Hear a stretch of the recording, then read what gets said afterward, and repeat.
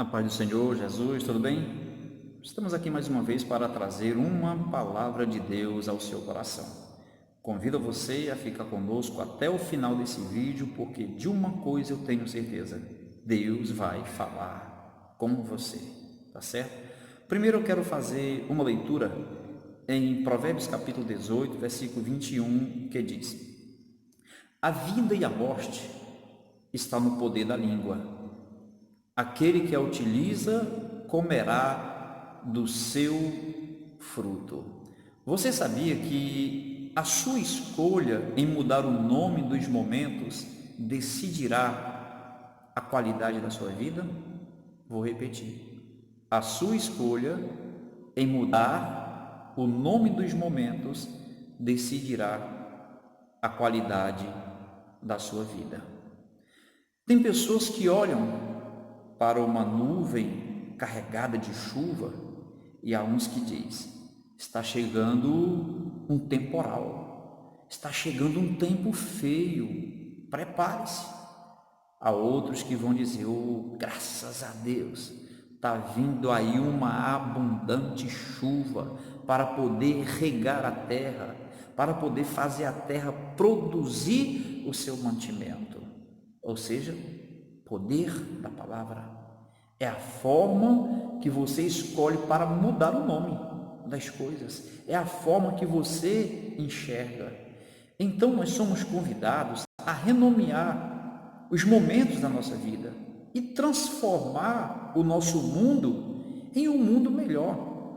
Existe uma palavra que eu quero ler com você agora, que se encontra em 1 Crônicas, capítulo 4, versículo 9 e 10, que diz assim, Foi Jabes mais ilustre do que seus irmãos.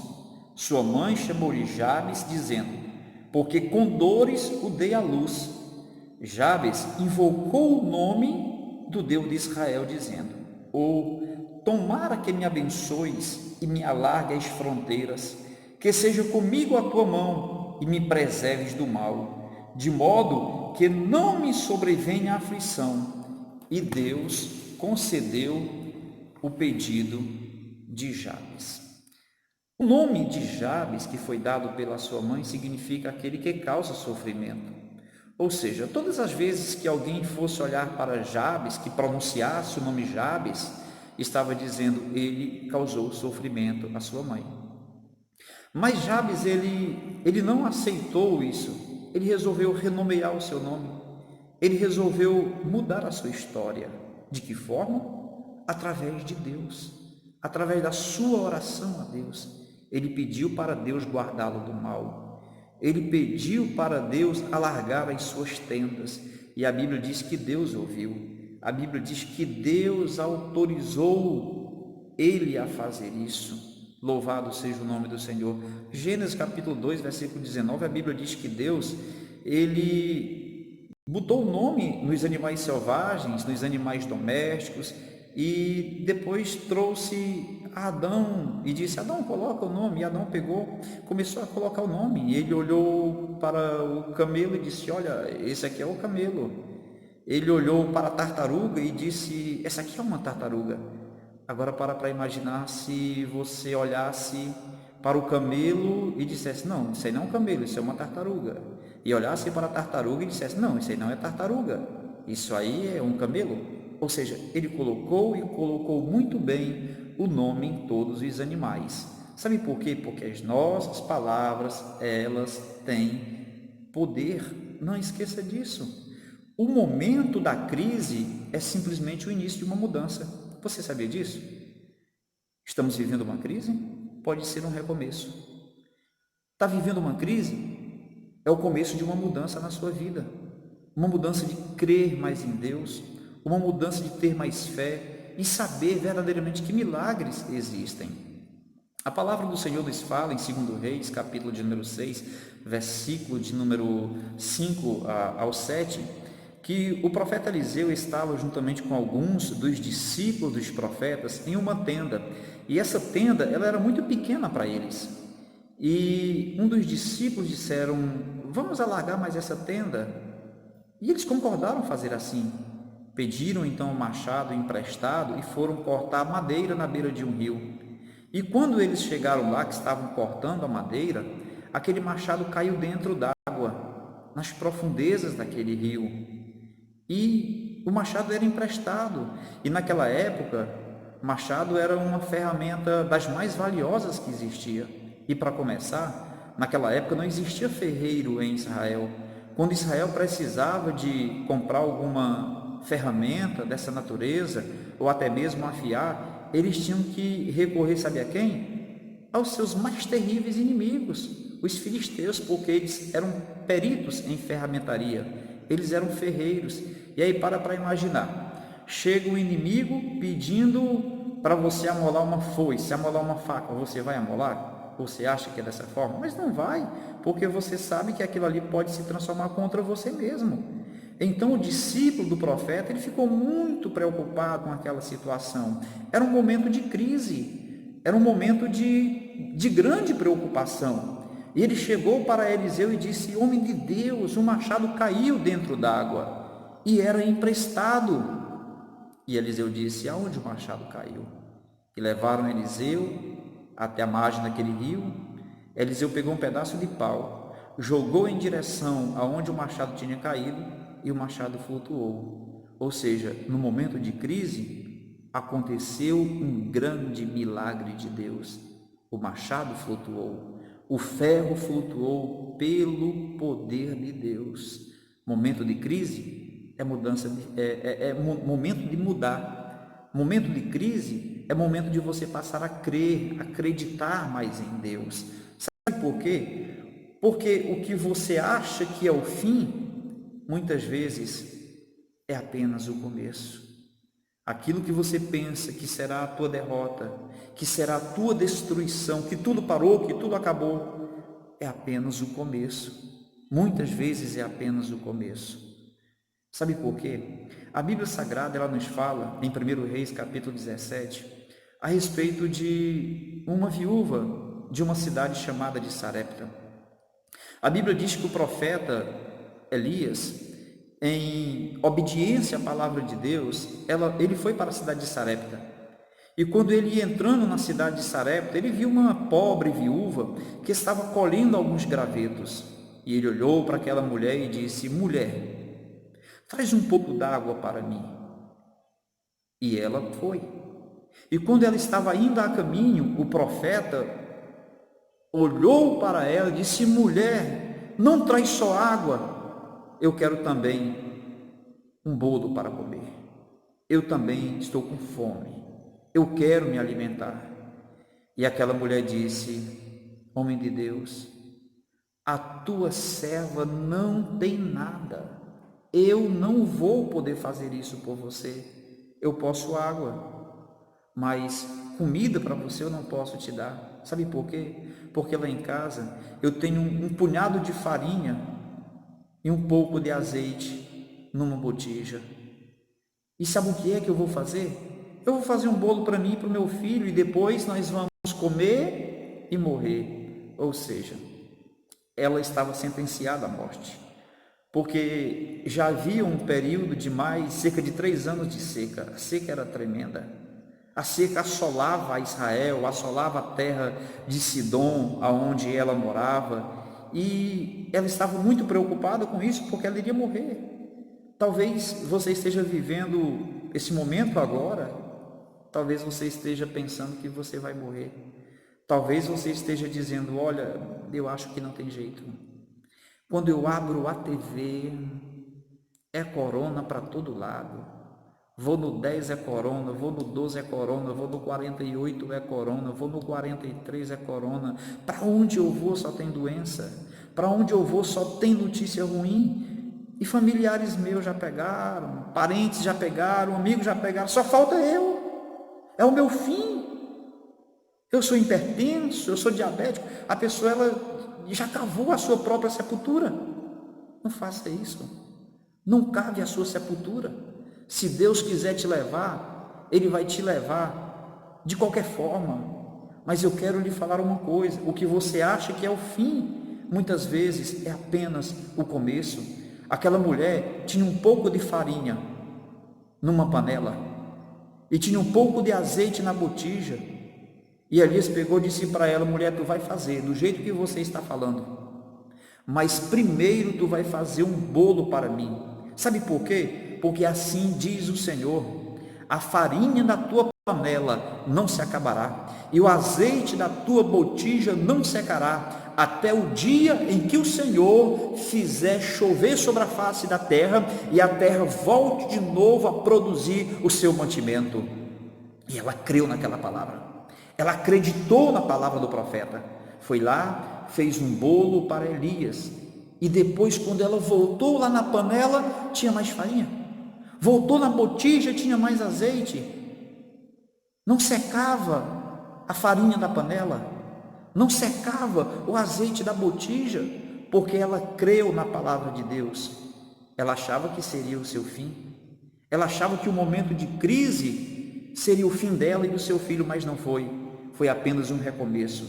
Sabe por quê? Porque a Bíblia Sagrada nos diz que ela viveu juntamente com seu filho, com Elias e a sua casa, a sua família passou a viver daquele milagre até o dia em que a terra voltou de novo a produzir a sua novidade.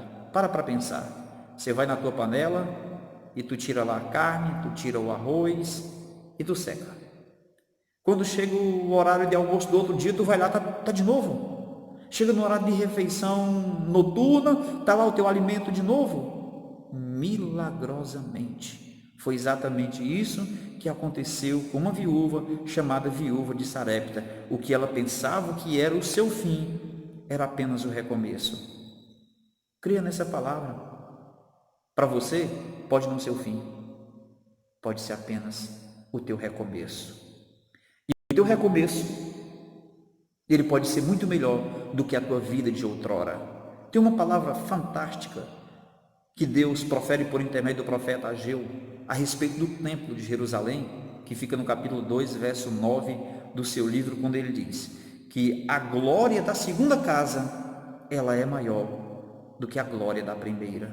E eu tenho certeza que aquilo que você pensava que era o teu fim, e não vai ser o teu fim, vai ser apenas o teu recomeço. De uma coisa eu tenho certeza: o teu recomeço, ele será muito maior, porque a vitória, ela virá para aqueles que creem, para aqueles que acreditam no nome do Senhor. E se Jesus não quiser dar a vitória? De qualquer forma é vitória, porque se Ele levar os seus filhos, se Ele levar os seus escolhidos, vão estar em um lugar muito melhor do que nesta terra. Louvado seja o nome do Senhor. Ou seja, ninguém vê o que você vê em certos momentos. Deus faz com que nós venhamos a enxergar aquilo que os outros não enxerguem. Nós vimos um fato na Bíblia Sagrada, no livro de Juízes, capítulo 16, quando Sansão, ele pegou, foi preso, furaram, vazaram os olhos de Sansão, cortaram os cabelos e levaram ele para o templo do deus Dagom. E lá fizeram dele um palhaço, ele estava fazendo as pessoas rirem. Só na parte superior tinha 3.000 pessoas, mais os príncipes dos filisteus e uma grande multidão, um grande aglomerado no templo, zombando de Sansão, zombando do Deus de Sansão, zombando do Deus de Abraão. E de repente Deus faz Sansão enxergar aquilo que ninguém enxergava. Sansão, ele tinha um guia, porque ele estava cego, ele tinha um guia cego, que era um moço, e ele chegou para aquele moço e disse: olha, me leva para as 2 colunas centrais deste templo, para que eu possa me escorar nelas. E quando Sansão se escorou naquela coluna, ele fez uma oração e disse: Senhor, permita que eu vingue-me dos meus inimigos, pelo menos desta vez. Dai-me força, Senhor. E o Senhor deu força a Sansão, e Sansão destruiu o templo do deus Dagom, porque ele derrubou aquelas 2 colunas. Claro, ele morreu junto, e a Bíblia diz que Sansão matou muito mais gente na sua morte do que durante toda a sua vida. Ou seja, o inimigo começou a zombar, mas não terminou. Sabe por quê? Porque a Bíblia diz que o choro, ele pode durar uma noite, mas a alegria vem ao amanhecer. Saiba de uma coisa: a tua vitória, ela está oculta em Deus. O teu futuro é de estar com Deus. Se Deus tem um futuro maravilhoso para você aqui ainda na face da terra, Ele vai cumprir. Não tenha a menor dúvida disso. Mas se o teu futuro é nas mansões celestiais, num breve e curto espaço de tempo, fica tranquilo, descansarás então com o Senhor. Mas se o teu desejo é ficar por mais um tempo por aqui, então roga ao Senhor, porque a vitória Deus concede àqueles que o invocam em sinceridade. A palavra do Senhor ela nos fala a respeito de uma viúva, segundo Reis capítulo 4.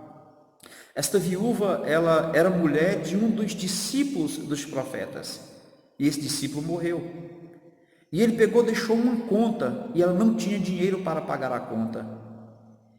E quando não se tinha dinheiro para poder pagar a conta, estava registrado num acordo que os filhos daquele homem, os filhos daquela mulher, seriam levados como escravos para poder pagar a conta. E um dia chegou aquele credor para aquela mulher e disse: eu cheguei para pegar o dinheiro que teu marido me deve. Eu sei que ele partiu, mas negócio é negócio, não podemos deixar, não é, de receber esse dinheiro. E ela disse: mas eu não tenho, então vou levar teus 2 filhos como escravo. E ela pegou e disse: me dá um tempo, me dá apenas um momento, e depois eu te dou o retorno. E aquele credor deu para ela um tempo. Sabe o que foi que ela fez? Não colocou a corda no pescoço, não fugiu para um outro país, ela não entrou em estado de desespero. Sabe o que foi que ela fez? Ela procurou um homem de Deus, ela procurou o profeta Eliseu. Chegou para Eliseu e disse: Eliseu, tu sabes que o meu marido era um homem de Deus, tu sabes que o meu marido temia ao Senhor e ele morreu, e agora é chegado o credor para levar os meus 2 filhos. E Eliseu perguntou: o que tu tens em casa? E ela disse: a tua serva, ela não tem nada, senão um pouco de azeite numa botija. Preste atenção numa coisa, às vezes nós pensamos que não temos nada, ou o que temos é muito pouco, mas eu quero dizer uma coisa para você: mais Deus sempre é maioria. Repito, mais Deus sempre é maioria. O pouco que você tem com Deus é necessário para o início de uma grande multiplicação. É o início para uma grande bênção de Deus na sua vida. Eliseu chegou para aquela mulher e disse: pede vasilhas emprestadas, vasilhas vazias, e não poucas, pede muitas vasilhas. E ela começou a sair por toda a rua, por toda a sua vizinhança, pedindo vasilhas vazias.